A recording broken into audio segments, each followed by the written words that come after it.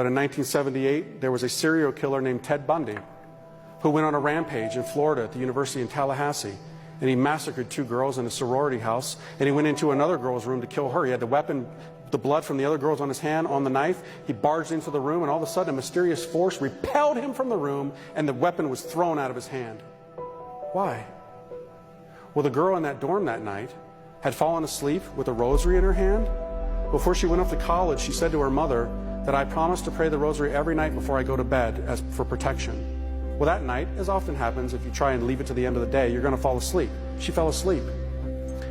When the cops came, they saw the girl in a basically catatonic state. She was like paralyzed with fear. She said she didn't want to talk to anybody but a priest. They got a priest, a Monsignor came, and she told the priest that what she had told her mother about making that promise. Years later, when Ted Bundy was on death row, he asked to speak to a priest.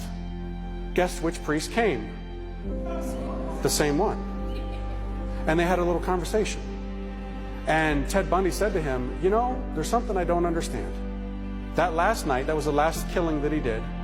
I had killed those 2 girls, and I went into the other room, and some force threw me out of the room and threw the weapon out of my hand. Can you explain that to me? Actually, I can. That's what the priest said. He said, I talked to that girl that night. She had made a promise to pray the rosary, and she had it in her hands. You weren't aware of it, but there was a power in those beads that threw you out of the room. This thing, my friends, has power.